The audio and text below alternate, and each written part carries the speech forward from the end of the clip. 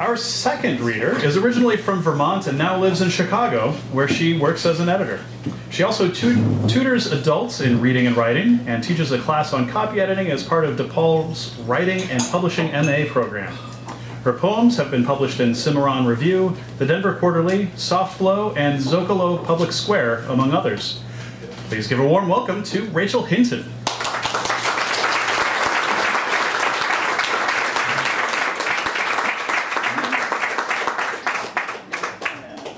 Hello. Hi. Sorry, it took a little while to get up here. I'm going to read some poems for you this evening. Is this adjusted? Okay. And I think all you need to know is just that they're sort of a group of poems that are newer, that I've been working on, that are related to each other, I think, around similar themes, and I'm kind of trying to collect them, and that's why I chose the ones that I chose tonight, so that's all. The first poem is called Incidents with Plastic. Incidents with Plastic. I empty water out of a plastic container while gardening barefoot. The water creates a clear running undermarsh in long grass. I have not picked up any slugs, though their suction usually goes weak and cold anyway. They usually curl off, hard macaroni anyway. I drink water out of plastics while in the tub, aware my father is watching.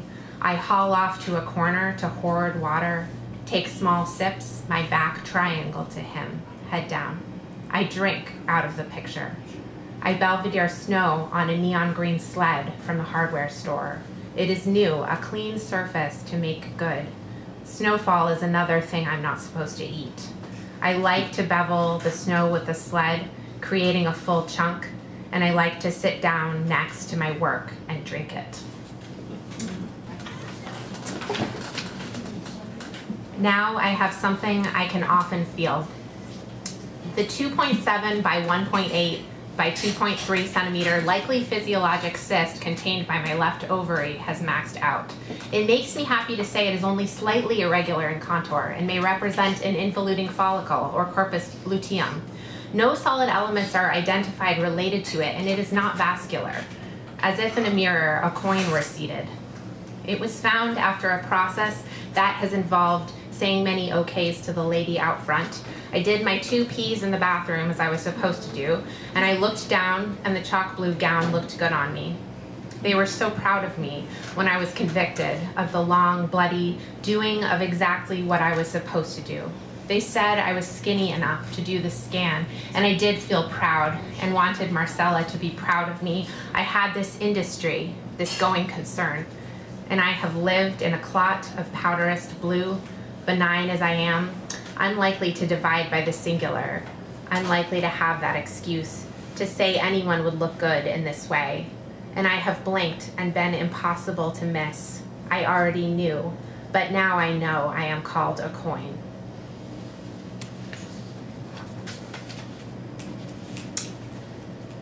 A teenager naps and makes up totems. There are 3 people living in me, and one is a teenager taking a nap who is listening to her sister's fiance talking on his cell phone. Have you taken time for yourself? Do you make time to play? He urges an edifice as if insisting everyone save their toilet paper so they can see where they shit, exactly how much they used. He is a collector who wants to be in remission, hoarding, symptomatic of stacking papers of different sizes on top of one another, and plates corded together with old wire in the dish drawer, a tower, to organize wastes time and extrapolates from original categories. First, they are medical, utilitarian, and then they are aged and yellow. In my own lifetime, they achieve a fiendish authenticity. They are no longer trash. This is the difference between something I like and don't, that it becomes cool. Secret love letters from that weird lady, the invitation to my Lagoo Inn's pool party, wasps' nests stacked one inside one, egg sacs, things that make me dead, all at once lashed around by filament or detail. I have a vision of high, large piles of totems that ants mark, something that wasn't anyone's house.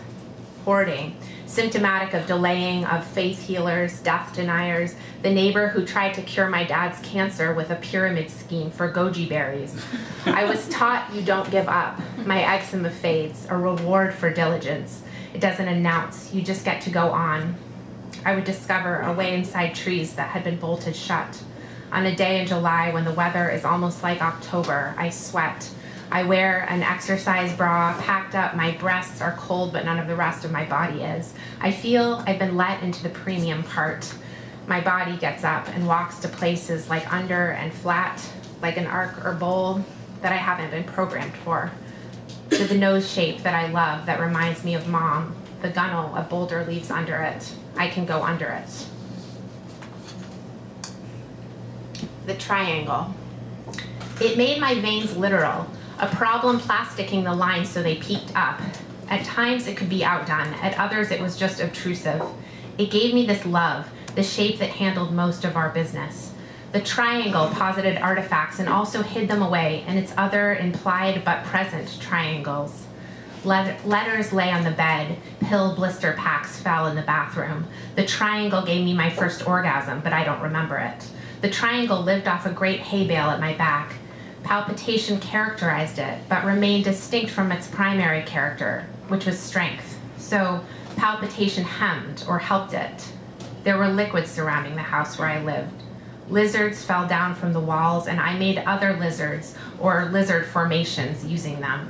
There was a patio on all sides of the house, so anytime you stepped inside, you entered from a different angle, and that was where it was evidenced, when one room gulped through a small hole into the next agent of its there.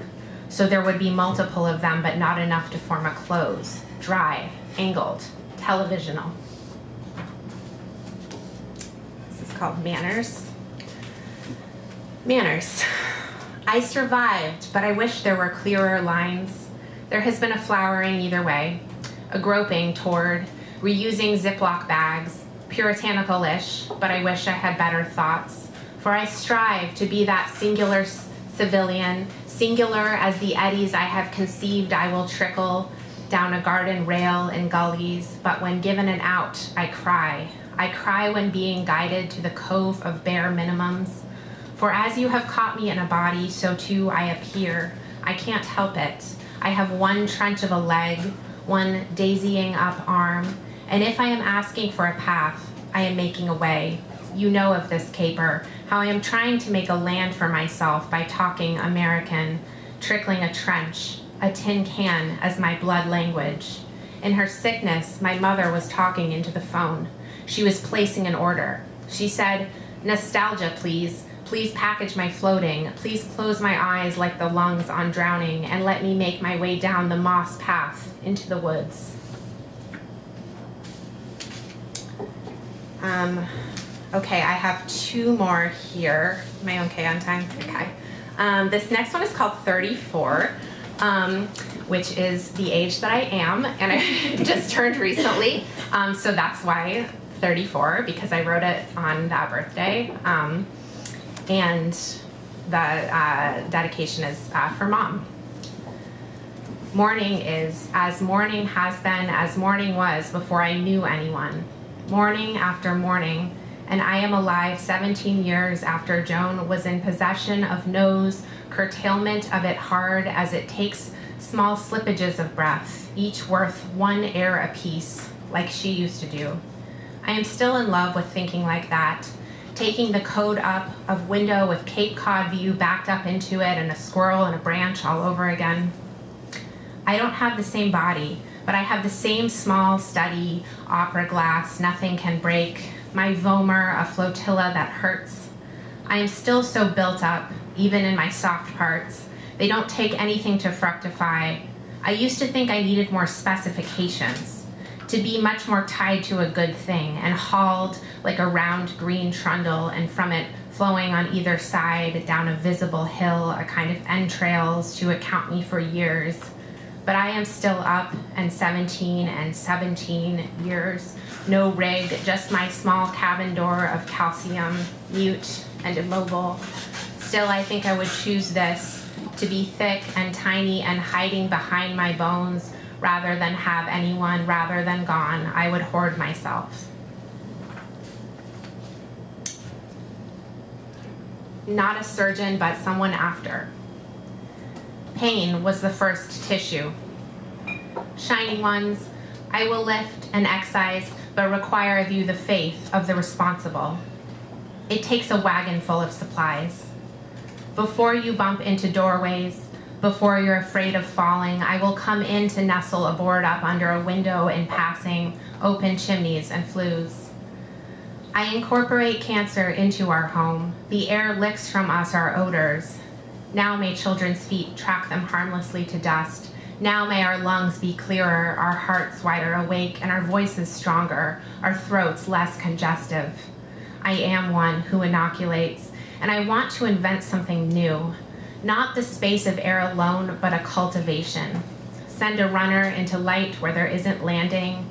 Fit the headboard with a cheesecloth and turn ghouls into frames. If we can do all these, it is one thing, and if not, it is at least something, to know what we ought to have.